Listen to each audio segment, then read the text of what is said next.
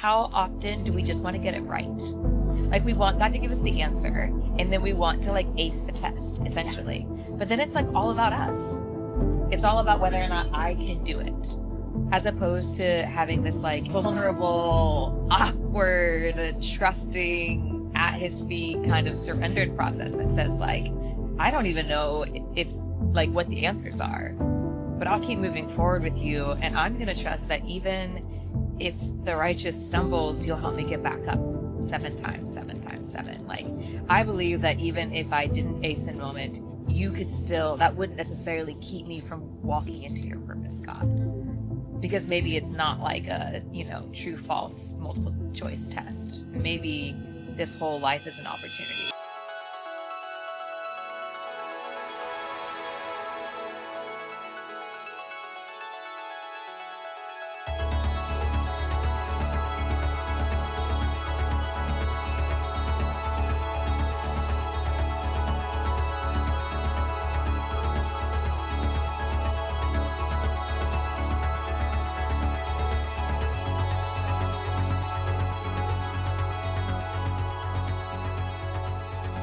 It says, how do I follow God's leading without second guessing every decision? Wow, this is perfect for what we just talked about. Sorry, I'll read it again. How do I follow God's leading without second guessing every decision? So it is kind of like, how do you move past maybe that fear of mistakes? Or like, not wanting to relive a season, or being like, I just want to make the right choice here. Or I've even heard people say like, oh, I don't want to be outside God's will. Mm-hmm. I don't know, keep it in your hand. I'm going to ask you to repeat it. Yeah, exactly. Like, no, I'm ready. Repeat it already. I'm processing. No, I'm so thankful you said that. 'Cause I was about to say. How do I follow God's leading without second guessing every decision? I mean, I can open it up a bit.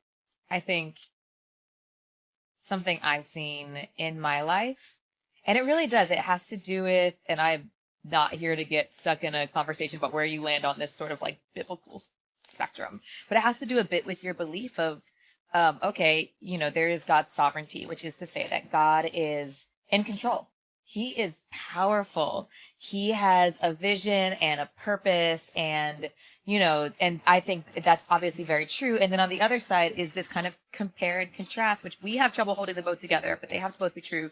But it's like, actually, like, your choices do matter. And he did release us to some level of free will. I mean, depending again on where you stand on this whole thing, you might say a lot of free will. Like, he let Adam and Eve sit in the garden. He didn't stop them. And he releases people into their choices, just like he said, he released them he released them to the wrath of their choices because they turned away from God. He was true to his covenant, and he allowed the Israelites to be taken into captivity multiple times because that was their choice. They made a choice and he honored it. And so it's like, you've got both, right? So I think what we sometimes struggle with when we come to these like crossroads is this idea of like, okay, like, how much power do I have here? Or how much partnership is God going to give me? Or maybe there is that level. I think for some people, I came from the very God sovereign background. And so I think when you do have that really strongly in your life, that's not bad at all. But sometimes you almost like take your hands off your own life, and you're just like, well, God's just going to do it all. So it doesn't really matter what I do. And I think there is a balance somewhere in there of saying, like, absolutely, like, is it true what he says in Genesis that he can take the schemes of the enemy or the schemes of others and turn them around for good? 100,000%. Does it also mean, though, that there are places in which we make choices and they do have consequences? Absolutely. So then here you are, a faithful believer, looking at two options, and maybe it's not crystal clear that one is like evil and bad and one is like very good and holy. You know what I mean? Maybe it's two good choices. And you're sitting there in the wrestle of like, well, I don't want to make the wrong one. So I think something that's always kind of comforted me, and this does not stop you from second guessing, so sorry, don't know how you don't second guess. Maybe you have greater faith than I have. But I think something that helps me is recognizing, especially if it is that dynamic of like two good choices, two good jobs, or like pros and cons to both, right? Or I remember I really faced this when I was choosing. I had two roommate situations I could move into, and they were both great friends of mine, and I was really struggling with like where to go. I needed to make the decision quickly, as you do in New York. So it's decisions like that, right? Or even like move to this city, stay in this city, that kind of vibe. Like you can have big decisions be on the table that are both like, there are goods to them. I think something that has always helped me is to recognize that, like, even as I start to move down a path, and again, like, I'm the kind of person who I make a lot of gut instinct choices really quickly. So I think know yourself. If you're the kind of person who is like me and is like, yes, choice. And then like you go and you make it because it just feels like, it feels to me good to just be like, gut instinct. I did it. We're moving. And I prefer action to inaction. So I think with that in mind, I am called to much more quiet contemplation and asking than other people are, because God knows. And he's like, you should probably spend more time asking me things and less time moving. But I think for people who maybe do get really in their head about a decision and it's like paralysis, right? I think there is also the contrast of, hey, God probably is saying, hey, and again, don't not be thoughtful. Don't not ask the questions. Don't not seek wise counsel. But on the other side, like, it's easier to steer a moving car than a stopped one. Mm. And so I'm not saying go 100 miles an hour, but I am saying, like, maybe just take your foot off the brake and watch her roll a little bit and start to steer a little bit. And you might actually start getting more confirmation or more red flags as you move forward. And then the other thing that quite honestly always releases me is this idea. And of course, there are some things that you can do where you really burn a bridge. But for the most part, doing things in a godly way means that there's actually very rarely a point of no return. So for me, say it's the city and you're thinking like, do I move to the city or that city? Take this job, this roommate, that roommate. I always remind myself that, like, you know what? I could move to the city. And if God was to suddenly be like, hey, you try the other one, I can cancel that lease in a minute. God's provision is good enough. He would make a way for me to move back to the other city. Do you know what I mean? And like, yeah, it's scary. And no, I don't want to have to learn those lessons. But if I really believe that he can make anything good, then I believe that the month that I tried the other option, he's actually fine tuning my ability to hear from him. Mm. I moved in with that other roommate. I realized that this was not it for me. I believe he can redeem it. I have so many choices. I think we narrow it down to the, like, this one, that one, without seeing that God actually has so many options along the way. And there's like 1,000 exit ramps. So I know that's a bit simplified, but I think for me, and again, that does not stop me from second guessing. So, but it helps me have this level of trust where it's like, okay, there's a time for this like deep prayer and consideration. And then there will be a time that I need to start moving forward with a choice. And even if I start to get the red flags that this is not the choice, I'm going to stay listening. And so that means that it's not ever too late for me to say, actually, I feel God pulling me in another direction. I am so sorry. I really need to pursue this and see what God says about it. So that kind of sets me free in my heart, to have that balance of like, God is in control. He allows me to have incredible choice in things. And between that, there's a partnership with me and the Spirit. So that's how I've had to approach it. How do I follow God's leading without second guessing every decision? Man, that's what I'm still trying to figure out, honestly. Like, it's because I like you said, I think the easy one to think of is like colleges, like especially when you're 18 years old or 17 years, like, this is the most important decision of my life. This will set, and it, to me, and I'm kind of with you where it's like God can use you in both places. Yeah. Like it, I have one brother who's 20, and the other brother just turned 17 yesterday, and like those conversations are like, like, where should I move after I graduate, or what college should I go to? And like, it's those conversations like, dude, like if you want to go to that school, like, as long as you're not doing actively something sinful. Like there's something sinful about choosing one college over another. But like, obviously you can go there and like, sin and yada yada yada. But I think it's one of those things where it's like, man, if you go there with just the attitude of like, God's gonna work in me, like, it's gonna work out. Mm-hmm. It's gonna work out. And like, kind of like, I'm gonna co-opt a Tim Keller quote because he's the man. And he said he was talking about, before he passed away, he was talking about his brain cancer, and he was talking about like how he's coping with it and stuff. And he goes in this whole thing where it's like, if God is who he says he is, if all the accounts are true, if everything is true, then everything's going to be okay. That doesn't mean that he was talking about him and his wife in this scenario. That doesn't mean we don't have nights that are just filled with weeping and tear of just the temporariness. But regardless, if God is who he says he is, and he did die on the cross and rise 3 days later and those verifiable. Still think I said it wrong. If all those 500 accounts of people seeing him after are true, things are going to be all right. Yeah. And I have to remind myself that, because like, I can be someone who, very similar to you, it's either very logical or very emotional. And I tend to sometimes be on the emotional side of things. And I sometimes can think in the moment of something, it's like, this is everything. Yeah. And then I like, kind of have some perspective, whether it be a day or a month or a year. And I'm like, it wasn't that big of a deal. It's going to work out. And, there's still some things in my life where I'm like, God, like, what, like, I felt like I was following you, but it led me to be hurt in a situation, or whether it be a friendship or whether it be a work situation or whatever the case may be. And I'm still working through that with God, but he gives us the space to work through that with him because he's God. He can talk about that stuff. But I think, like you said, that I wouldn't be where I am without having gone through that. So it's that weird thing of like, okay, like, surely he definitely protected me in situations. He definitely like maybe I needed to fall and to stumble a little bit to recognize where I was and recognize that I am a sinner and that I'm in need of constant saving, and I can't save myself. And I struggle so much with, just being a guy of like the whole like, oh, self-reliance, so I can do this. And I remember, I think it was around this time last summer where God like I felt like God sat me down before a dinner party because I was just having a moment. And he was like, your self-reliance is the enemy of intimacy with me.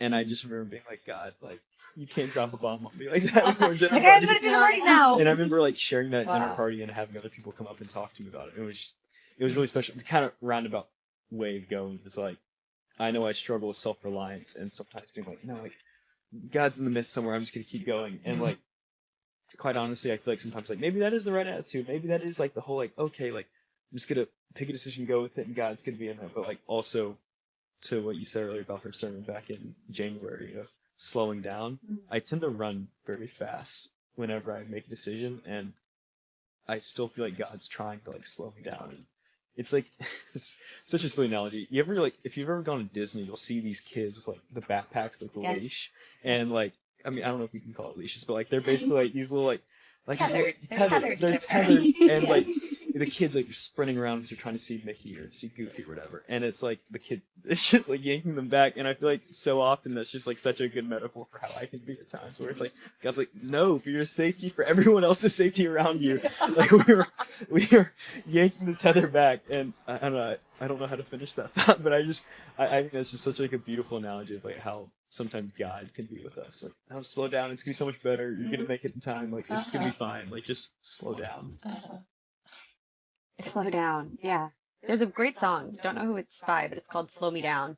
And in this last season, it's the one I've been listening to. I'll send it to you. I think it starts with second guessing God. I think that there has to be a process in which I have to second guess Him in order to like surrender, like my idea versus His idea. And I hate that. And there's a part of like, in like my logical being like, no, you never have to second guess God. But like in my heart, my emotional, I'm like, no, we are God. Are you sure? And like, I think it's like Christians too. Sometimes it's like, oh, we've got faith. And so we never second guess God. And there's like this illusion that like, we just like all the time are like, yes, absolutely. I don't know why an accent came out. I apologize. Oh, I get it. But like in this, so my last job, that was an answered prayer. Probably like one of the biggest answered prayers. I remember when I got that job offer, I had gotten like a 30% raise. It was an open door after open door after open door. I just walked through. It was like, you could so visibly see God's fingerprint over the blessing that was my last job. And there was no second guessing in that. I was like, oh, this is great. Of course, like of course, right? Yeah, truly, like I'm like, of course, God's fingerprint is on top of all of this. And then I got there, and things weren't going as I originally planned. And then I was like, well, God, wait, did you bring me here to fail? Did I wait? Okay, am I gonna fail? Like, okay, cool. Try harder, Anitza. Pray, like, try, okay? So then it was like, okay, try and try and try. And then I was laid off. And I tried. I did everything within my power, even in like, okay, He didn't bring you here to fail. That's not how God works. Like, that is not it. So you can't fail. And just like the things, just the way I was convincing myself left and right, and just like also putting God's name on it. And I can't even tell you if it actually was from God, or if I just like needed to make myself feel better in those moments. And then I got laid off. And I was like, oh no, so I heard you wrong. Like then it was like, again, that second guessing. But rather than second guessing God, I was second guessing my ability to hear God. My ability to discern what God had been telling me in those moments of being like, oh, well, do I even have faith? Do I even know what it's like to be a Christian? Like, how did that year happen when I had like got the blessing, was so thankful for the blessing?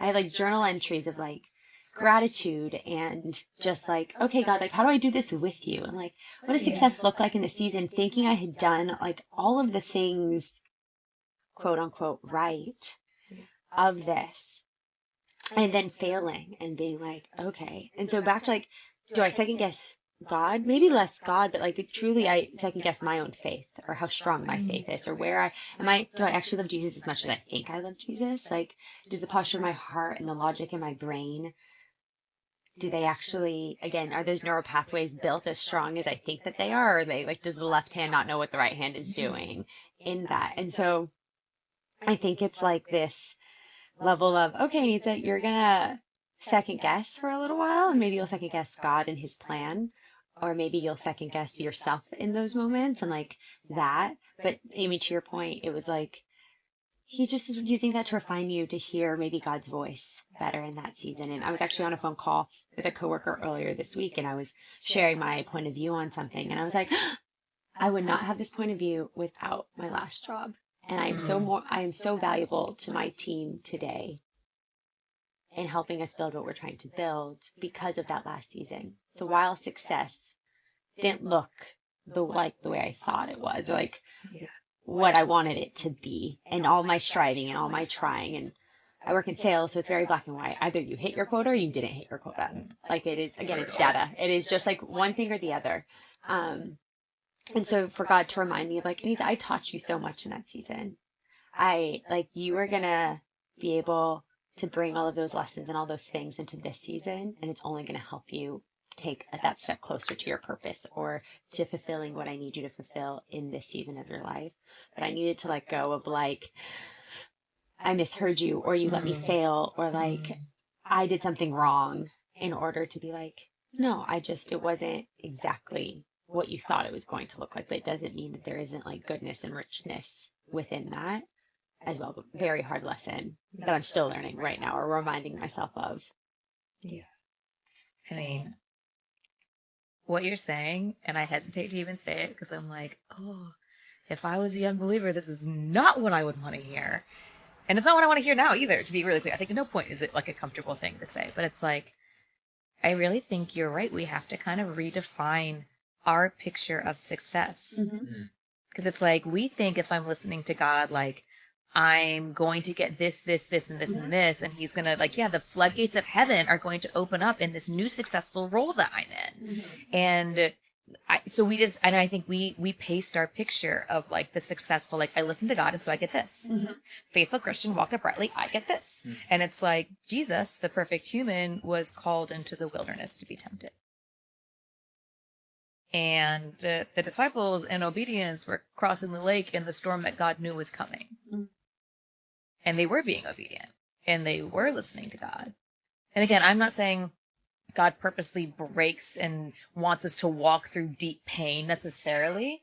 But I think there is a part of me that's like, yeah, what if we like take our hands off of the definition of success and we just say like, yeah, actually in this, like God taught me so much and he shaped me and he formed me.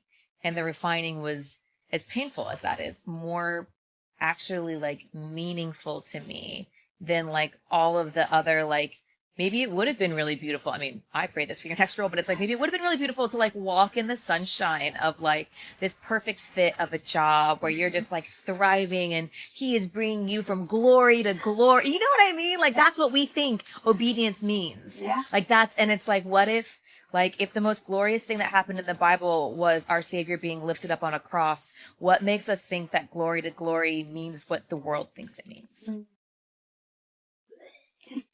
stop making little vomit noises. Sorry. But you know what I mean? Like, I really feel you. And when I first started working for the church, I had a conversation with God that was almost word for word identical, where I asked him, because it was just much harder than I thought it would be. And I, like, on the one side, I was like, wow, maybe I finally found my purpose in life. Like, you know, kind of having those questions.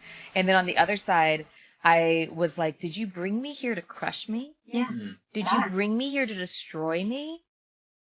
And actually, like, on the one side, I think the Holy Spirit a little bit was like, I wouldn't use the word destroy, but I would use the word refine, you know? And so I think sometimes we don't like the idea that obedience can lead you into suffering. Mm. And like, what if being obedient what if being the most faithful and the most discerning and the closest to God's voice, it does lead you through some places that are incredibly tough and call you to rely on him even more. I would think of like a wild stallion sometimes. Like I see myself and like when I look back and it's like, the movie Flicka is in my brain. I'm calling myself out. I don't know who's seen that movie, but anyway, it's like the idea of like a wild horse you find, and then you have to break that wild horse and like teach it the sound of your voice and get it to trust you, and then like you're able to ride it, and like, you know, beautiful story. But I feel like that some level of that was like, yeah, Anitza, I needed to break you of your ego. I needed to break you of your self-reliance. I needed to break you in order to better you, in order so like, again, if you want your purpose, Anitza, if you want to be able to walk in the sunshine, if you want to be able to do that, you have to let go of all of these things. And unfortunately, that's going to be painful. Like, unfortunately, that's a part of the process. But just wait. Yeah. Like, just like, it's going to be okay. Yeah. It's all with like love. But yeah, it's like what does success look like? What is my definition of success? What is like, one of my greatest friends and mentors, he is this gentleman who's like, I don't know, has 2 kids. They're off to college, so like quite a bit older than I am. But he has this analogy of like, Anitza, you, like, I know that this didn't work out. And he's from my old company. Did this work out the way that you wanted? But like, I believe that like our interactions and our conversations is like iron sharpening iron. It doesn't look like anything to anyone else. Like there's no discard when you're like sharpening your knives or like sharpening your iron. But just like in conversation, the fact that our lives had overlap, I know I'm better for it. And we both can say that about each other. And if that was the entire reason of me being at that organization, like that's success. Maybe I didn't make the most money in the entire world as a salesperson like I wanted to. But like, that has impact too, and I feel like for some reason on a totem pole of things, I'd be like, oh, I'd rather have the money versus like knowing that I just like maybe sharpened someone's knife, but like that to me actually feels so much richer than like the monetary value of money. Yeah. It reminds, when you were talking about obedience, it reminded me of a quote someone told me. It was, you can't measure obedience by outcome.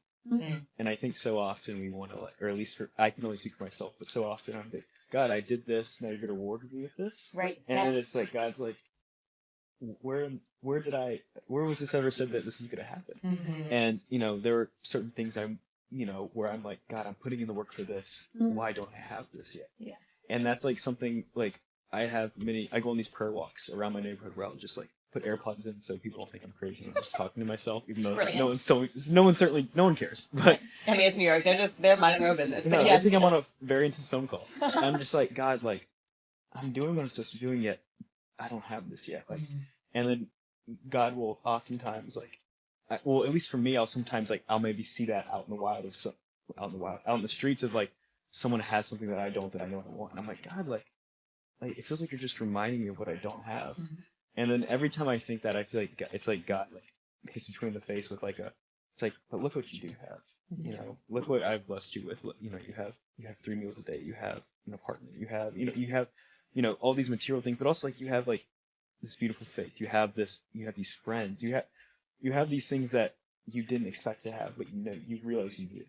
And I feel like part of that's, just maybe growing up and like maturing a little bit, but there's still like, there's still some times where I think it's transactional based and obedience is not, and I'm still trying to work on my mindset of like, I'm going to do this because I know it's not right. I'm going to do this because I know it's right and not because I want to get something out of it. And I know that, at least for me, it can like be tough to like shake that mentality.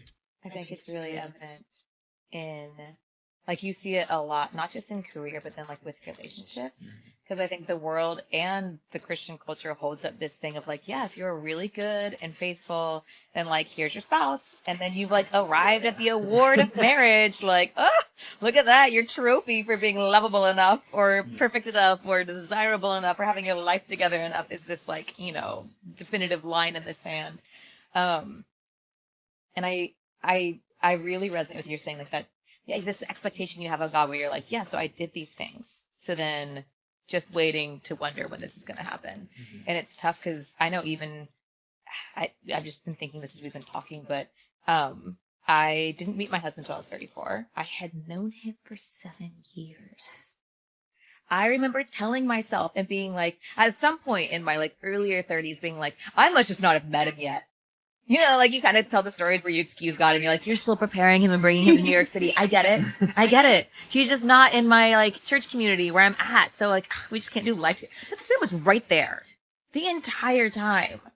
And it's just funny because we now reminisce and we look back and we're like, what if it had happened sooner? And both were like, that would not have been good. Would not have been good. And so I think in all of those years of having desires to be married and, like, sort of having that question of like, all right, God, I'm like in the middle of trying to build your kingdom. You gonna make it happen or not? As if it was transactional, right? Like, my obedience equals you give me this like thing.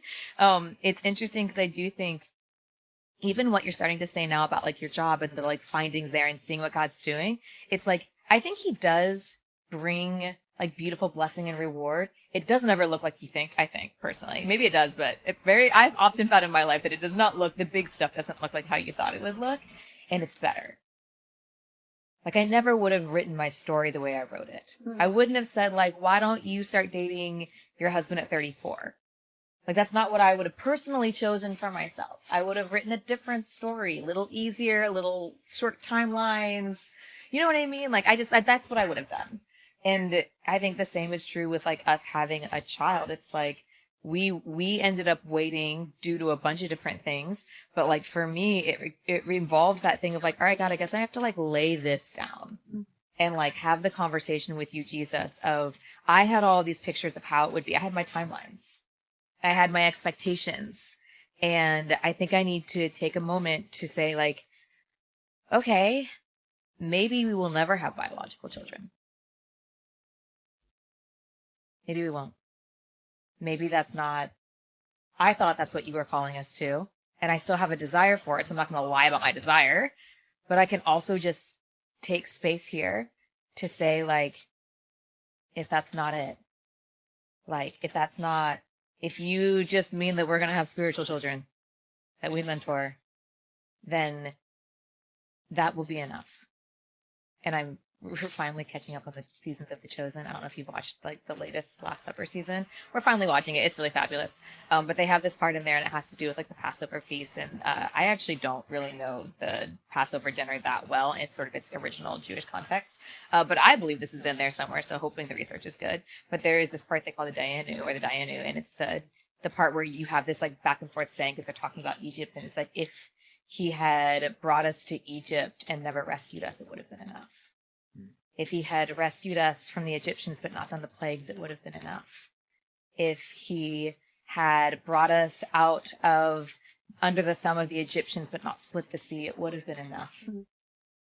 And it's just like over and over now I look at my life and I'm like, oh, it's kind of like that It Is Well song, where that guy lost everything. The writer of the song lost so much. And as, you know, I believe the story is that he loses his daughters and his wife to sea. And as he's sailing over about the spot that he thinks that they might be, he writes this song, It Is Well With My Soul. And I just think, like, on the one side, you made me with desires, God. You gave me these choices. You gave me this desire for purpose. But on the other side, it's enough. So I think there's something of that too, that I discover at every little turn in my life. I have no idea whose question is next. Got really distracted. Is it you? No, right. Me? You? I think so. Me? I think so. Okay. When did you start asking bigger questions?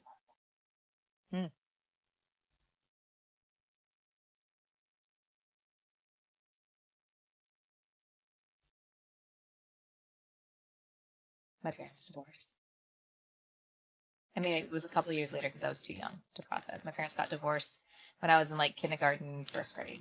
So, it's hard to ask big questions quite at that point. But I think so then both my parents remarried when I was in sixth grade. Middle school was rough. So they both remarried, not to each other, but to separate. And I think that was sort of this point where it became really real. And I just asked all these questions because I was like, how can both these people claim to love God, the same God, and then like still walk away from each other?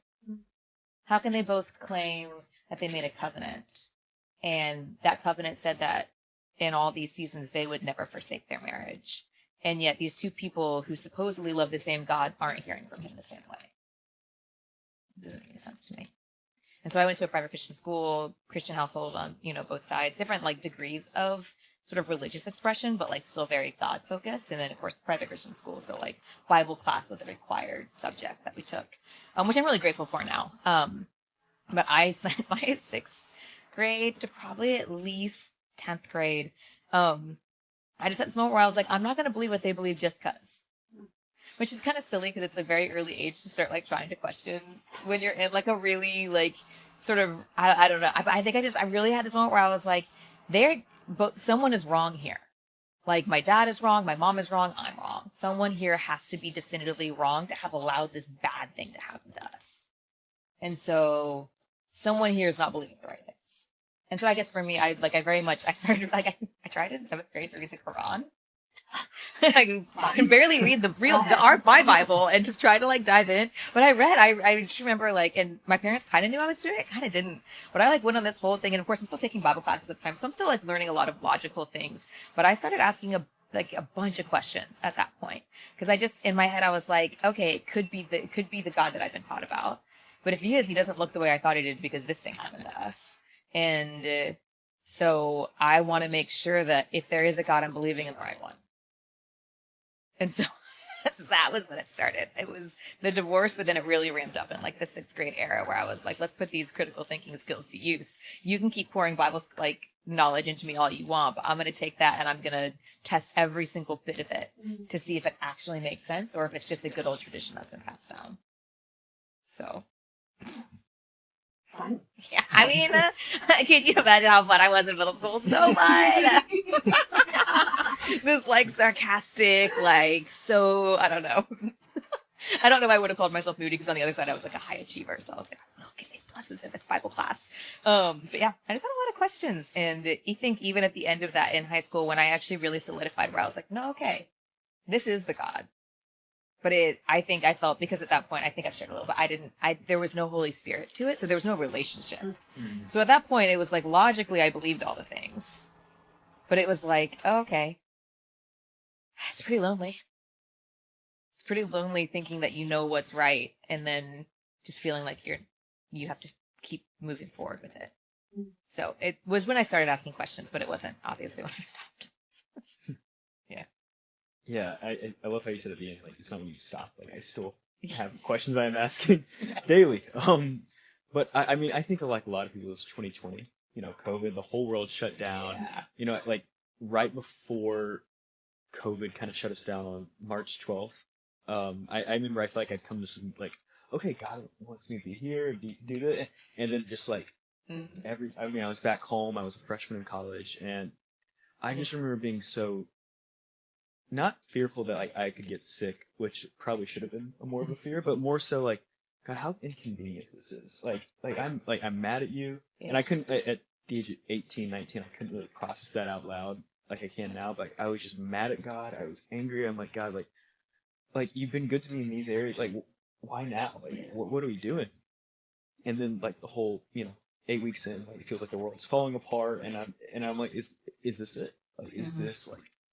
This is what my future's going to be like, because it wasn't like this for my parents, it wasn't like this for their parents, like, yeah, like just this feeling just anger that I didn't know how to handle and so of course, being trapped in your house that, when you feel like you should be at college with your parents, kind of brings back the moody teenager, which I mean, I was still 19, so I guess I could still say I was in my moody teenager era, and I'm sure they can attest to that too, where it's just like, you're just angry and you don't really know what to do, which is like totally valid feeling to have, but also like, you're indulging in it. You're really like leaning into it. You're allowing it to take over every aspect of it. And I think that's where I had to I wouldn't say like that was where I found God, but I felt like it was certainly like I was at my Rubicon where I had to I was like, okay, I'm either going to follow God or I'm going to have to do it, or just kind of do my own thing. There will be a divergence here. Yeah. And there will. Yeah.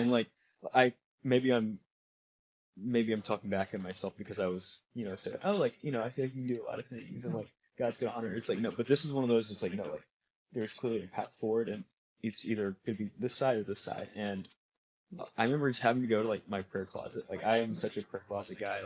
Unfortunately in New York, I can't do that in my current closet, but one day. But I remember going into my closet and just praying for sometimes it was minutes, sometimes it was hours. Just God, what are you doing? What is going on? And I think through there, God, really opened my eyes. So it's okay, I struggle with anger. I struggle with, regulating my emotions. Emotions are great reads of temperature, but they're not always the best things to act on. Mm-hmm. And I think through that is the idea of like I said, destroying this old you and building up this new you. It's just, I love this story of Jesus. I think it's in Matthew where he's talking to these people, and a guy comes up. It's like, God, I have all this money. I'm gonna let's basically fund your ministry. And he's like, give it all away.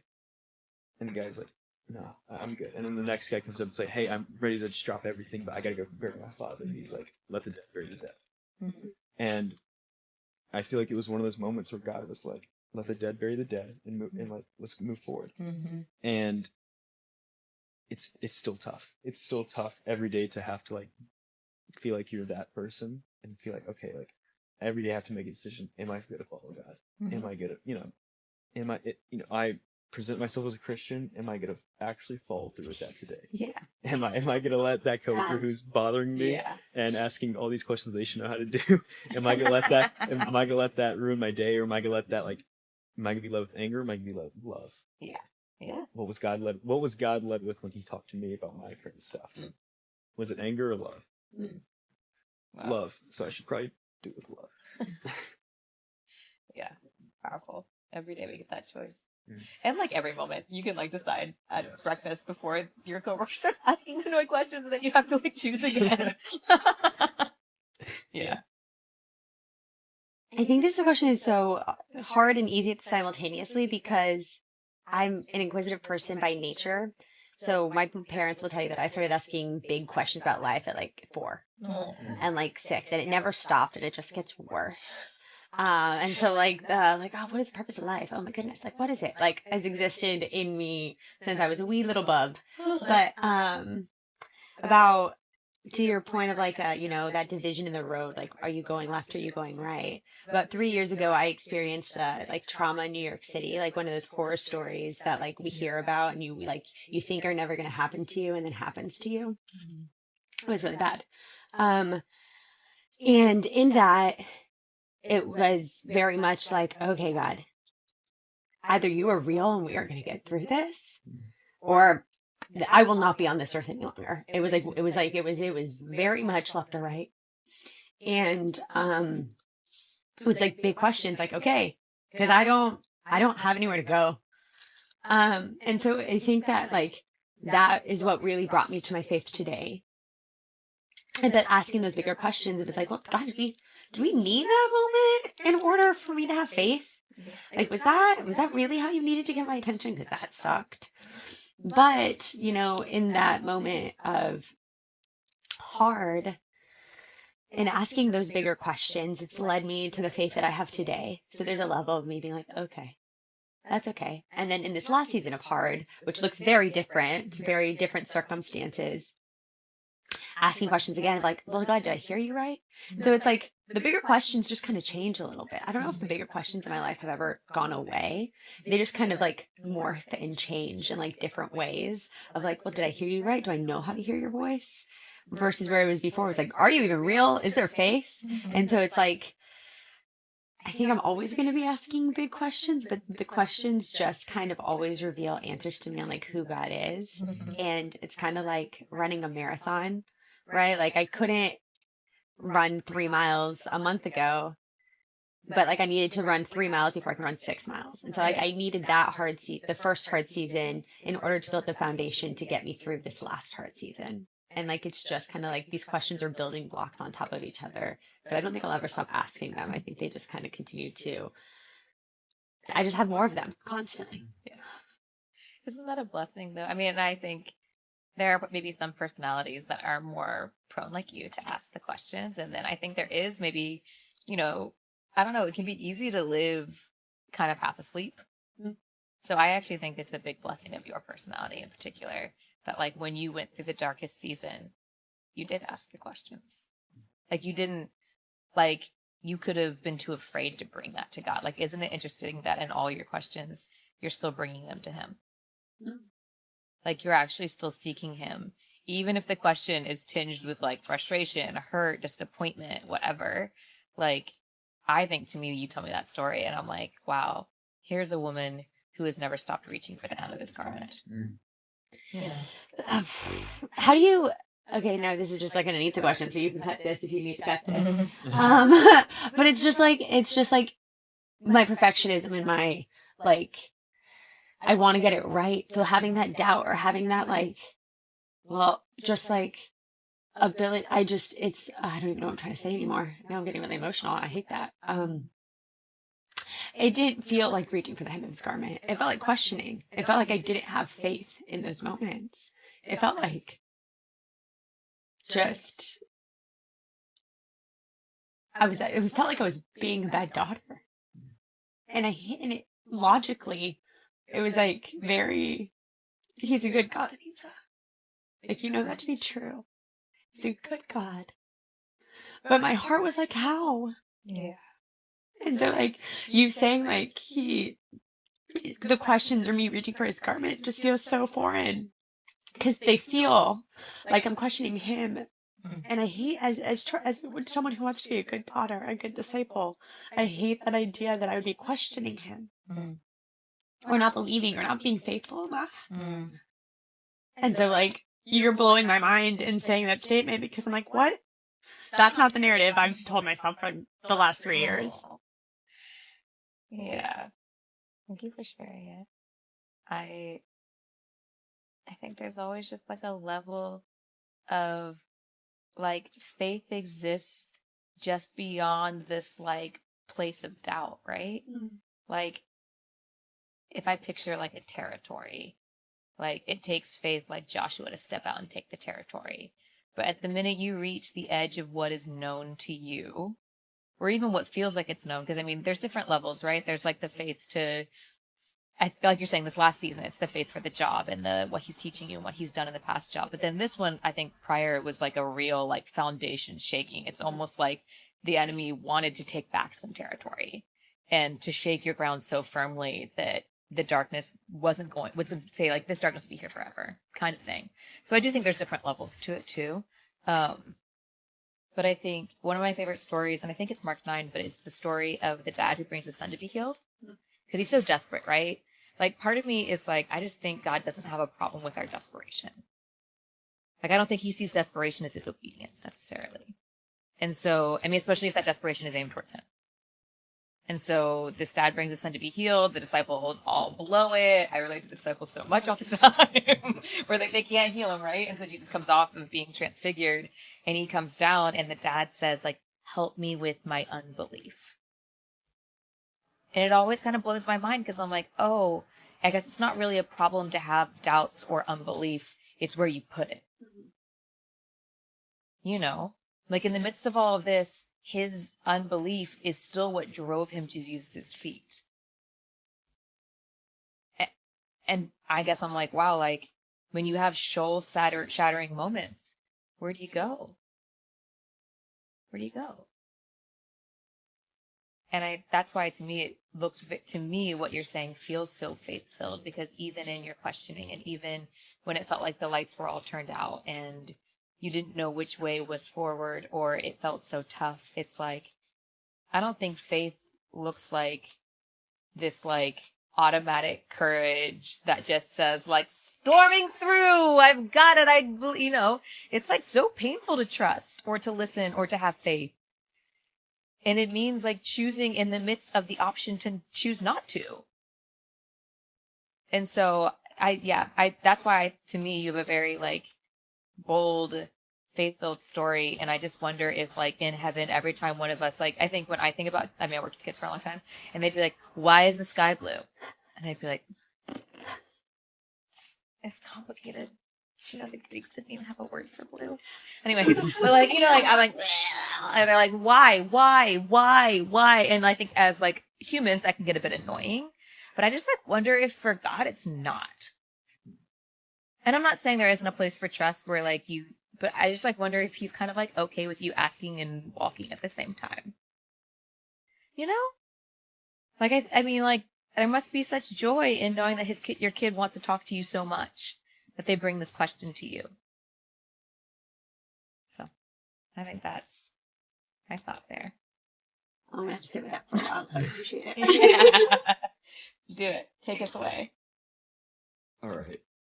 Does surrender mean completely giving up the desire? Phil?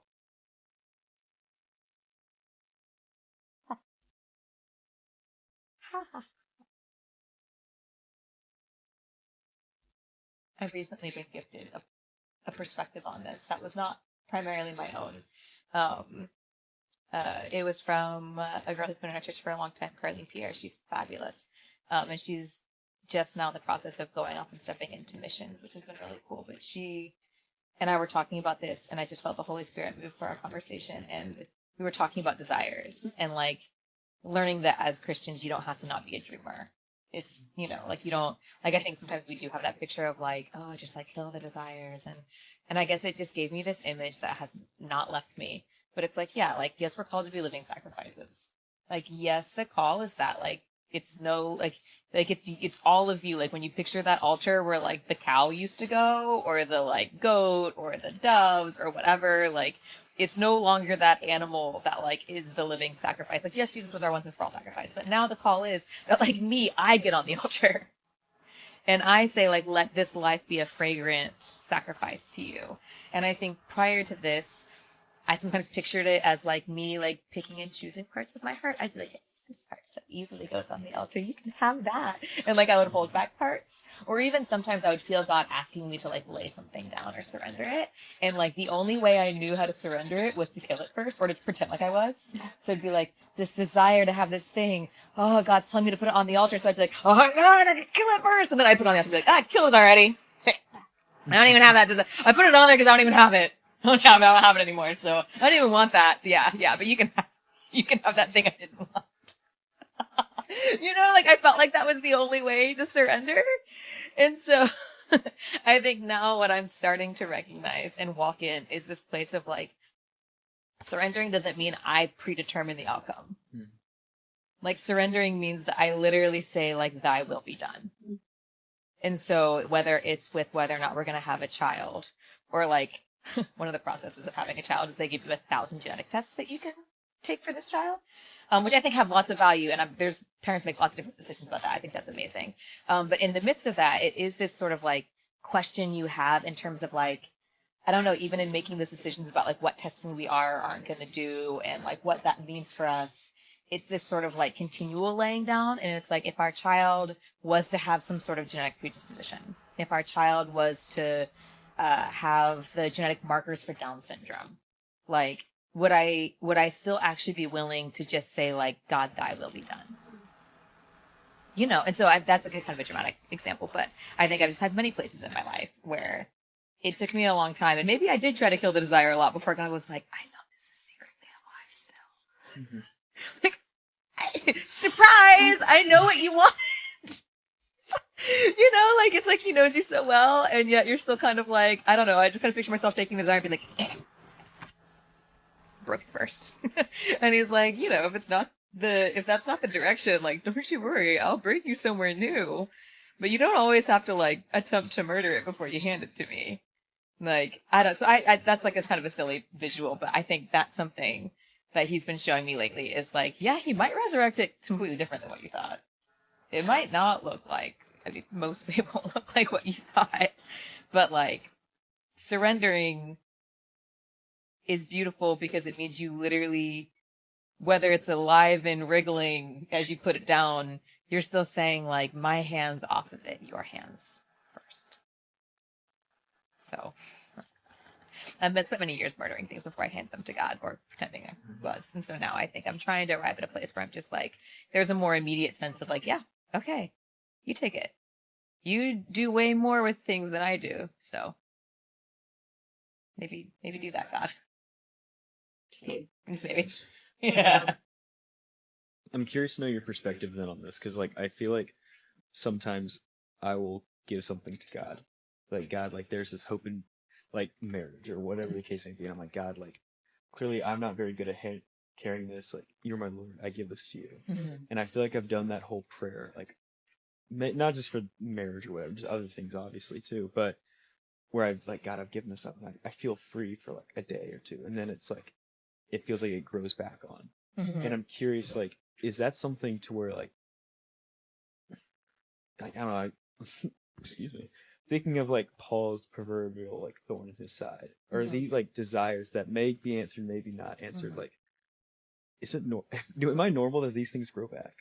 That like that I just feel like I have to constantly sacrifice to God.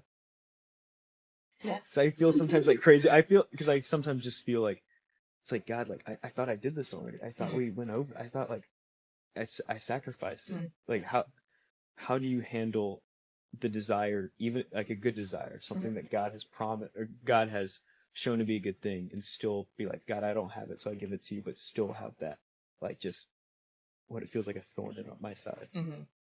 I mean, it kind of reminds me, even you saying like that reminds me of forgiveness, where it's like, I guess I've definitely heard of some people who've had like a single moment of forgiveness, and I do know there are like landmark moments in that kind of thing where it's like, wow, I really felt more free. But if I'm honest, I've never forgiven someone in a single moment, like not once, probably not even for small offenses. So sorry. Like there's a process, and I also I think with desires in particular, like there's even potentially the surrender of saying, God, what do I do with the thorn? And he may say like, I'm going to remove that. Like, don't worry. Like, I'm going to remove that from you, or I'm going to transform it, or, hey, that one is a reminder that in weakness, I'm made strong. So it's like, I think there's a surrender of the initial thing, which is like, here's the pain point of the thing that I am like, here's my hope deferred, or here's my, here's the thing I'm hoping and longing for. Like, would you pass this through, God, what you say about it? And then there's also the like hands off of knowing exactly how to approach it. Which, like, that's a bit meta, but I think it's like, you have the initial thing that you're, like, laying on the altar, and then sometimes you have the, like, how you lay it on the altar that you put on there, too. And then, like, the daily reckoning of, like, all right, God, I still have this thing. Like, I don't know that putting something on the altar means that it goes away. Because, like, I think on the other side, especially if it's marriage is just an easy one to talk about, our relationships or whatever. It's like, it's really, I mean, I'm sure there are stories out there of people who like very much were just like, I have no desire to be in a relationship, and then God brings along the relationship. Awesome. But I think if we're really honest, there's still this like, because, at that point they probably haven't committed themselves to a complete life of celibacy and believing that they are going to join some sort of like order of monastic order. Do you know what I mean? Maybe they have. Awesome. But I'm just saying, like, in general, when that happens, actually that desire is still there. They've just surrendered it. And actually, all the more beautiful when God brings to fruition a desire that you've had and you see his fingerprints all over it. Like you said earlier, like when you see that God has done something that you could never do, it's mind blowing. You're just like, I never could have. I don't write stories like you do. And so I think there's a part of it that's like having the desire still be present where you surrender it every day. I think that's totally normal, totally part of the process. And it may mean that desire never goes away. And I know that's like hard to hear because it's like, yeah, what about people who do want to get married and then they don't get married? I think then you find that question mark in your heart of like, all right, God, like when I say I want to get married, it's because I want to have a partner who's by me. I want to have intimacy in relationships. And so sometimes I even can take it down to a more granular level and be like, okay, what am I actually asking for? Like if I said I want a child, is it because I want like this purpose in my life, or is it because like what are the things that actually deep in my heart I'm longing for, and am I willing to give that longing to you? You know, like, am I actually willing to say, like, God, I was hoping to be seen in this. I was hoping to feel known in this. I was hoping to feel like purposeful in this and powerful in this. And what I say, God, will you meet that need for me? And yes, the other need might, or the other desire might still be there, but then I can walk in it from this place of like, okay, but I know that he is my shepherd. I shall not want. And so the ultimate needs of my heart are met. While I still desire for many other things, like I desire that little milestone, Lord. But in the midst of that, you know, I think the desire is gonna. I think that in some way, shape, or form, we are meant to be desiring beings, and I think that personally think that goes on into heaven. Like I think that happens in the new kingdom and the new earth. Like we were designed, you know, like we get to feast, and maybe in heaven there's no point to feasting because your body doesn't need the food anymore. But to me, that tells me that like if our ultimate purpose was to work and to have dominion, then like I think we're meant to have these desires to take the raw, beautiful things of creation and make something with it, which involves ambition, desire, purpose, longing, seeing what is not as if it is. So I don't think we can kill all of it. And I don't know that's what surrender means. Long rant. No, that's so good. I appreciate that. Well, really do. Yes, the question one more time? Yes. Does surrender mean completely giving up the desire itself? I think it goes back to like that turkey analogy. It's like the desire for a meal is there, but the outcome of how the meal looks isn't mine to hold. Mm-hmm. And so like in that surrender, what I'm learning right now is somewhat of that when I surrender, I actually just numb myself out. Mm-hmm. I'm actually just not feeling anything. I'm like, cool, great. Or I'm feeling all of the things and I'm like, okay, I just need you to take it. Yeah. I can't even give it. I don't even know how to give it to you, so I need you to take it. Yeah. And he's often like, no, you actually have to give it to me. Because if I take it, then it'll come back or it'll just always linger in you. But like, you have to like, keep coming over that act of like, trying over and over and over again.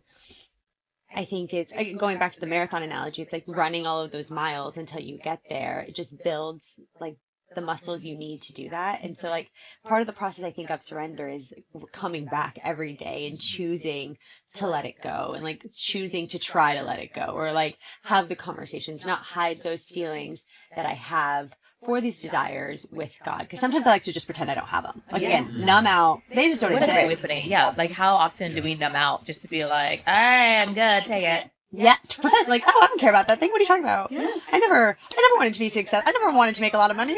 That's crazy. That's a crazy thought. What if you want to give it to me? Yeah, but like, but I think that I also, in doing so, I put God in a box. Or I put myself in a box that has a ceiling. And then I forget that God's a miraculous God that does miracles every day. And I'm like, Anitza, why do you think, like, just because you surrender doesn't mean a blessing isn't coming, or doesn't mean that something miraculous isn't coming, or that miracles aren't headed your way? And so what God is teaching me right now is, like, how to dream again. Because when all of my dreams were shattered around me, I was like, I don't even know what to hope for. I can't hope for success again because we saw how that turned out. Like, I don't know. I don't have a dream anymore, which has felt very weird for like a type A overachiever to not know that. And then what he's just like slowly teaching me right now is like how to stop putting him in a box and limiting what is allowed to happen in my life just because it doesn't happen the way that I want it to. And like opening it up to be like, cool, what are you going to do today? Like, cool. Like, what fun thing are you going to surprise me with? Like, wow, God, I can't wait to see how I am delighted today because you are delightful. Okay. And it's like that surrender, but with delight. Like, it's like surrender instead of a place of like fear and like that, but surrender with delight of like, to your point, like his story is going to be so much greater than mine ever could be. Like, because it can be miraculous, because miracles can happen along the way, because he has the power to do all of those cool things that I could not even dream or imagine of. Okay. Just patient. Just sit and wait.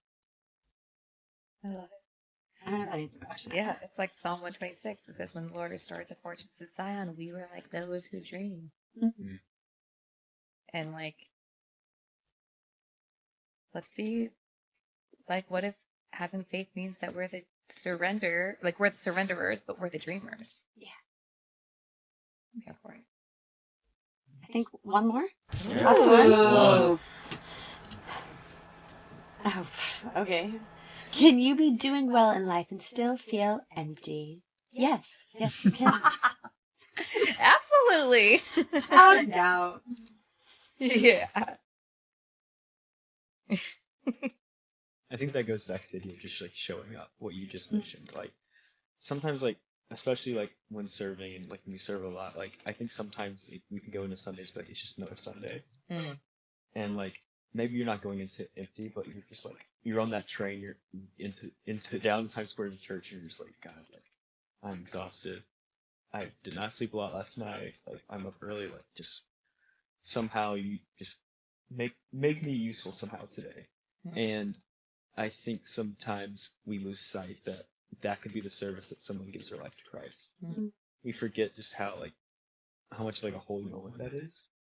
And so like if God can use me in my tiredness and in my what feels like sometimes can just be like mundaneness, if God can use that, then like great. I'll be someone who's struggling with things and whatnot, but still helps them out, Mm-hmm. I like that. It's true. I think it's easy. I mean, we each serve in different capacities on Sunday, and it's so easy to like walk in tired or having had a long week or whatever, and it's like you can walk in with like kind of no expectation and just sort of like go through the motions, or you can walk in, do the exact same things but with expectation. Like with the expectation that, yeah, this could be someone Sunday where they're like radically, or someone walks in the doors and their burdens fall off, or you smile at them and that smile is the thing that reminds them that Christians can be genuine, or, you know what I mean? Like you just like don't know the thousands of miracles he wants to work. And so, I don't know, something about, I do think expectation is like I'm reminded every Sunday, kind of like to your point about the holy ground. It's like, will I treat this, will I take my shoes off before I do the things I do and not allow it to be about just like those actions of fulfilling a certain role. But yes, to the question's point, like get all the good grades in the world and will never be enough. I struggled with an eating disorder at one point. Like you can lose all the weight that you want and have a body that looks a certain way, and you'll still be asking if there's like maybe more that you should lose. Like all of these human definers of like what will help you arrive, only I've ever discovered, lead to an unfulfilled hunger and like an emptiness, like there just must be more I can do to finally fill that thing up. And so I think it's absolutely you can have this externally put together, well conceived life and still have these like gaping, just like longings and spaces of emptiness. And I'm not saying there's not emptiness in my heart sometimes, but it does feel like, okay, God, I know you'll move there. So yes, 1,000 times for that question. Oh, you can't say it that way though, because that's Pride and Prejudice, and I do love that movie so much. But I think the example of this in my life right now is like I lost my job. That was really sad, and my friends immediately understood why I was obviously sad about that. But very shortly after, I got a new job, and I'm like, Anitza's fine, right? Anitza can pay her bills again.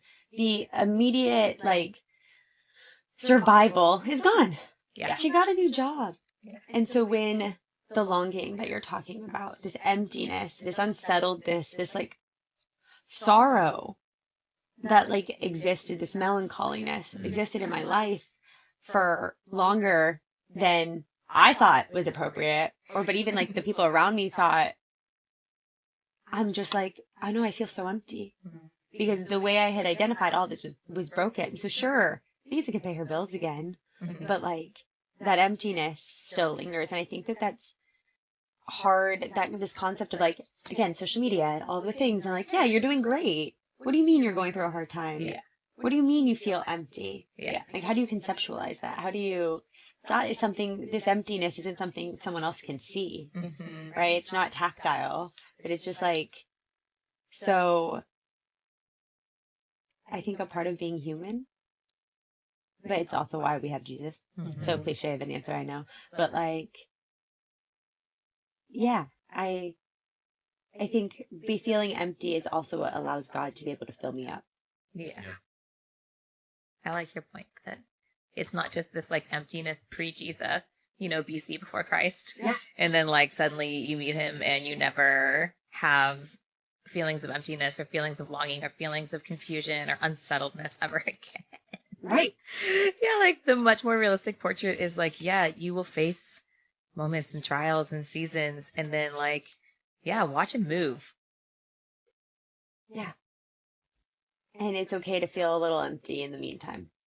The seasons will change. It's not winter forever. Winter turns into spring and spring into summer.